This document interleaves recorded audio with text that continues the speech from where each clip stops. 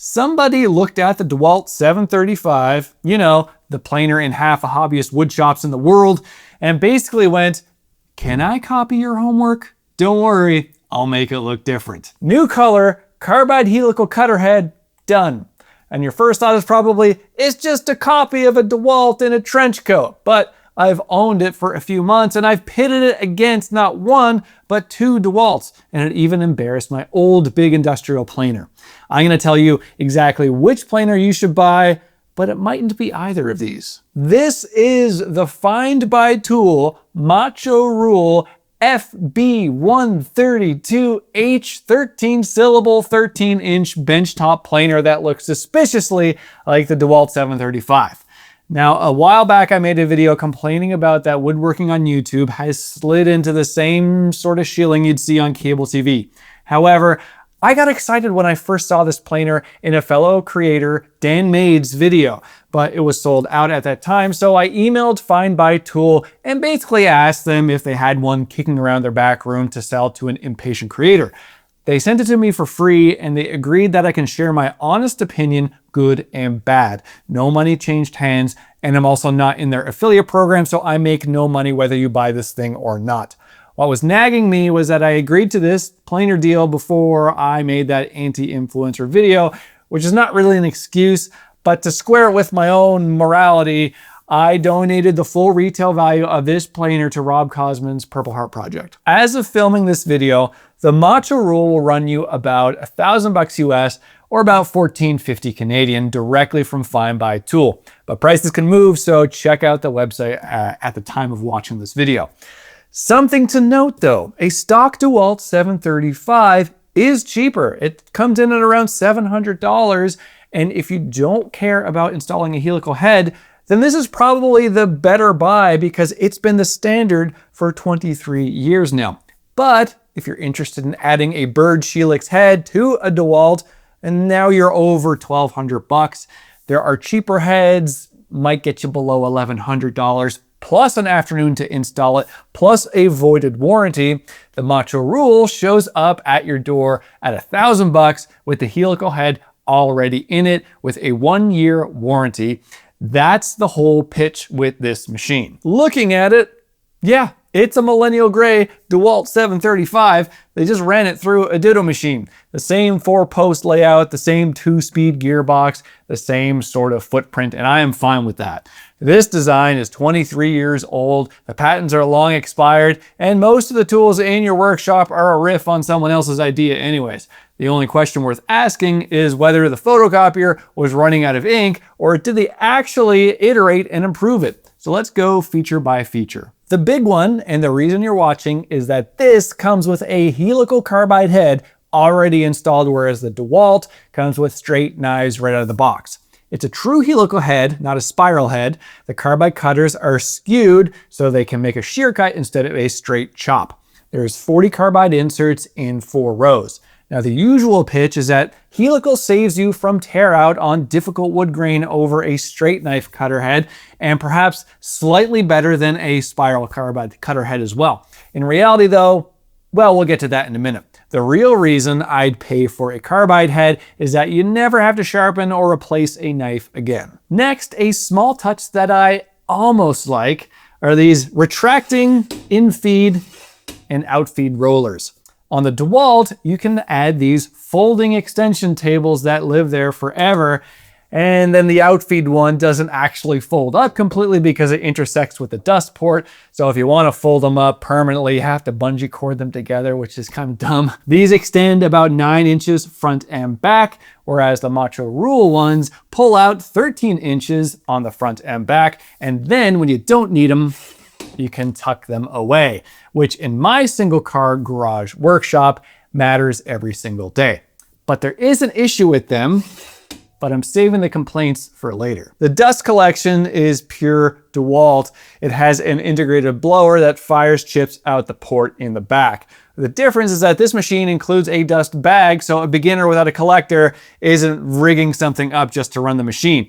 And it comes with an elbow that keeps the hose or your bag clear of the outfeed, which is definitely more important to me, and it's definitely what the DeWalt severely lacks. Also, my old big planer had me fighting every single time with the hose, so I love this. Then there is this. It's so stupid simple, but I love it. The height wheel handle folds away. On the DeWalt, this handle sticks out permanently, and it's not if I jab myself in the spleen while walking past it, it's when. And I will not be a happy scooter when that happens. I can fold this in, and I get 3 inches back if I shove this up against the wall. I don't know why every machine doesn't do this. Last, they put a chintzy little light pointed at the front end feed, and at first I was like, why? It's like a 10-cent spec sheet feature. But the more I thought about it, the more I realized that it is almost a great idea, but they whiffed on it. If you're gonna put a light anywhere on a planer, it should be, in my opinion, pointed at the outfeed end of the planer so you can see whether you've actually cleaned up the face of the board that you're planing. I can think of maybe one time in my entire woodworking career where a light actually would have been beneficial. There is a tiny strip of rough sawn walnut on the inside left leg of that fancy walnut bent lamination desk that I made a couple years ago.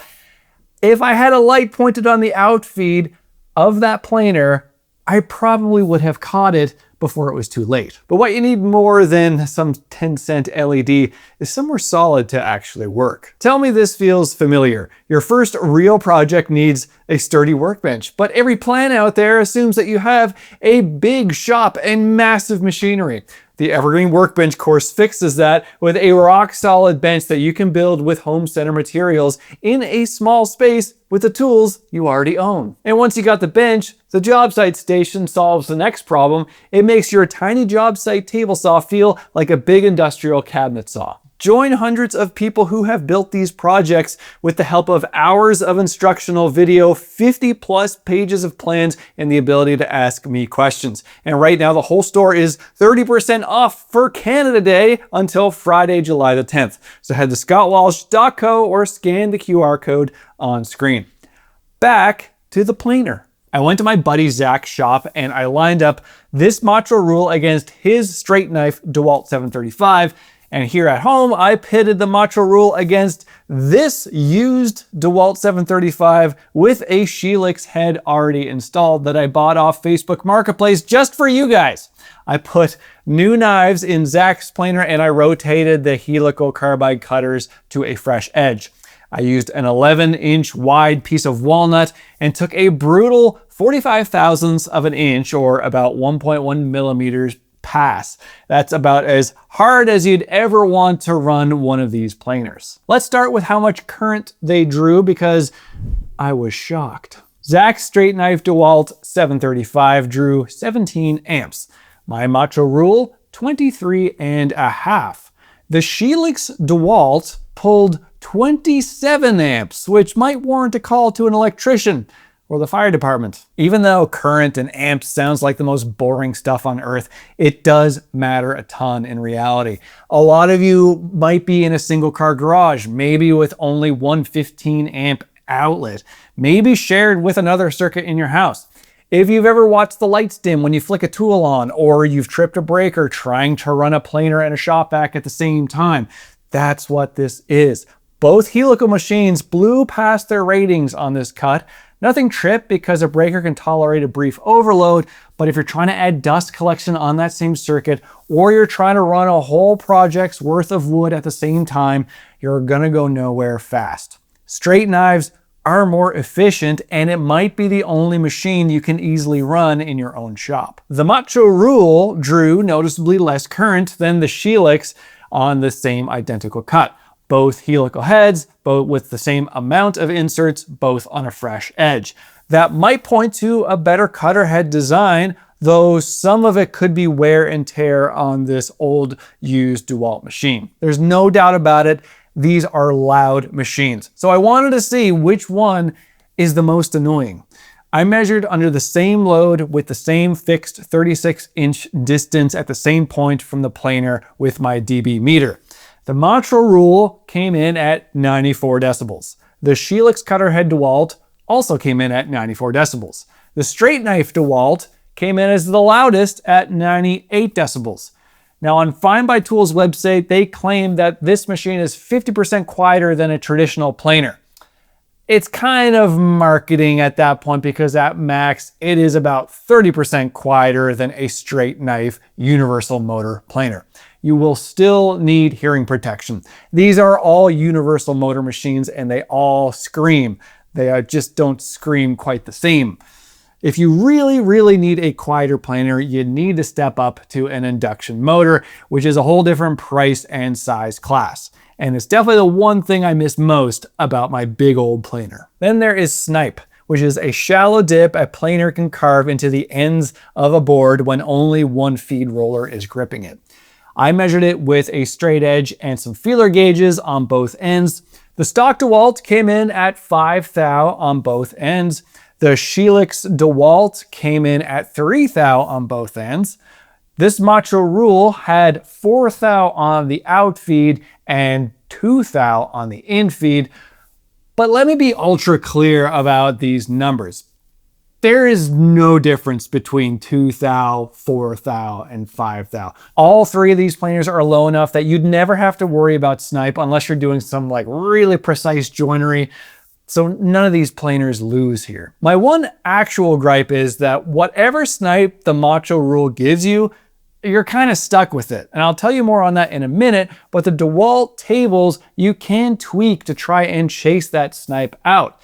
But if you're the type who wants to really eliminate snipe, the Motro Rule can't really do it. Finish was the one I expected to be an absolute bloodbath, because we're all told helical heads wins on difficult grain and straight knives just shred everything up.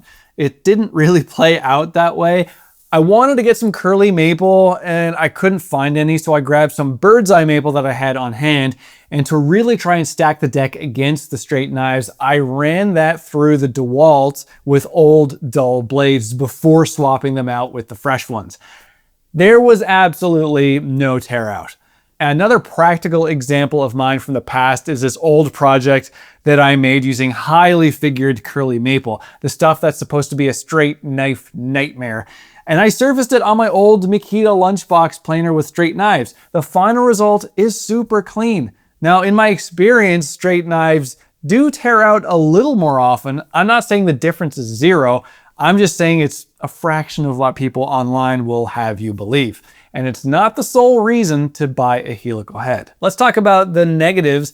And I'm not just gonna soften these because I got this planer for free. The fit and finish is the first one I wanna talk about. This is not the DeWalt. It is acceptable for sure, but side by side, you can kind of feel a little bit where the money was saved. The hand wheel for the height adjustment doesn't raise and lower as smoothly. The included Allen wrench feels like it came out of a cereal box. The knobs for the extension rollers just feel very cheap. And then there's just a few superficial casting defects. Now back to my problem with these extension rollers.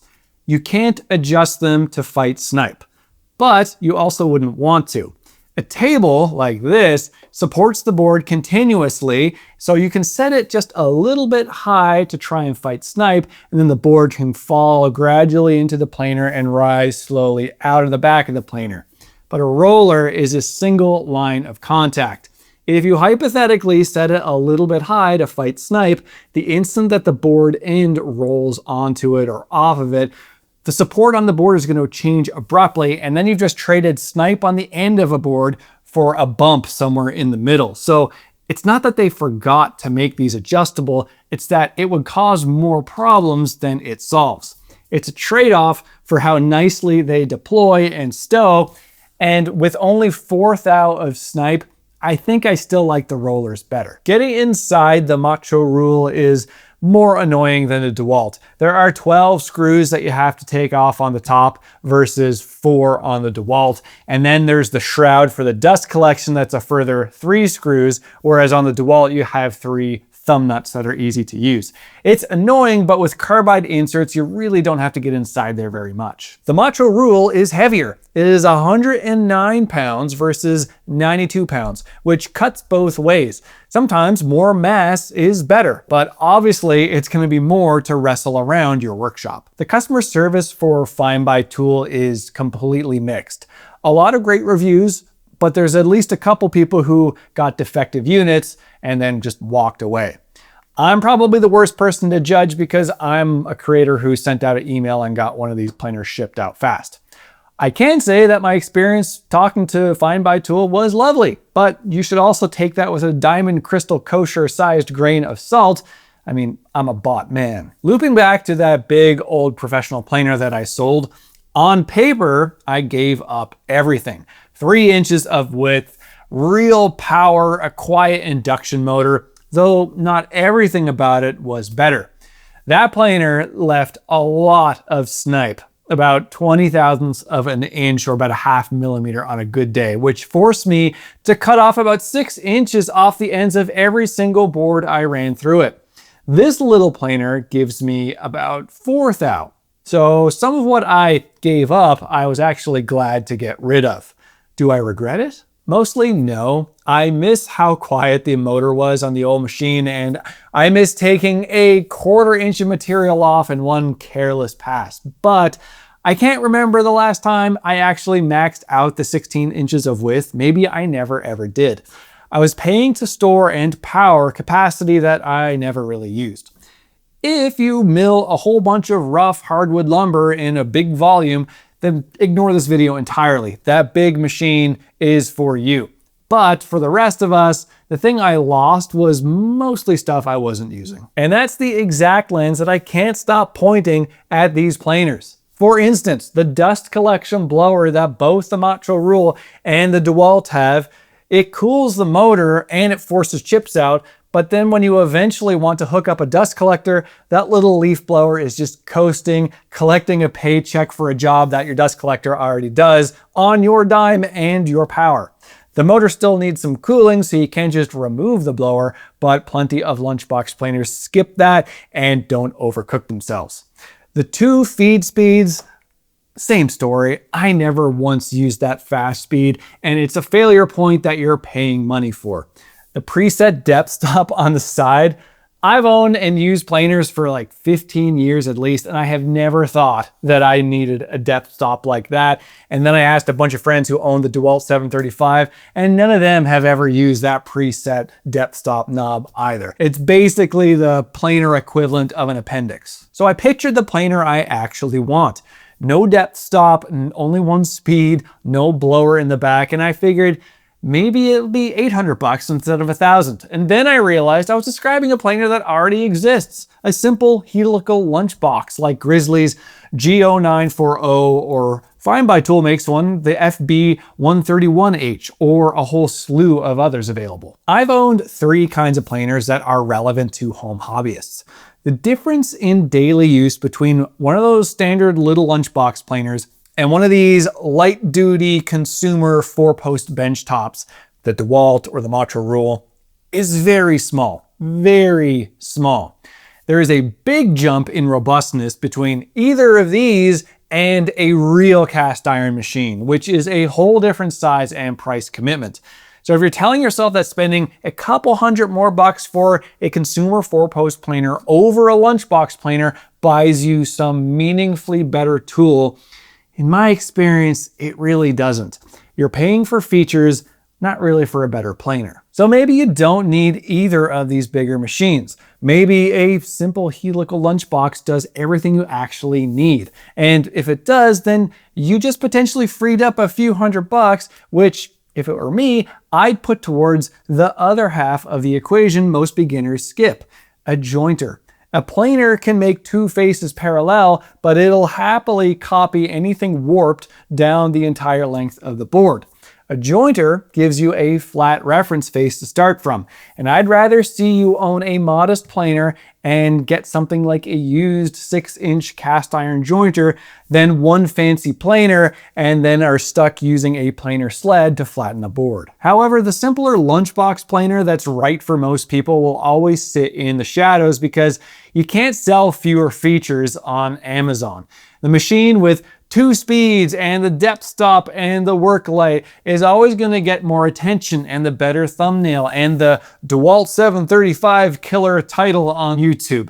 For a lot of us, less really would have been more. So where do I land on the Find by Tool Macho Rule FB132H? Well, mostly positive with some caveats. And I'm going to keep mine, at least long enough to see if anything ugly shows up down the road.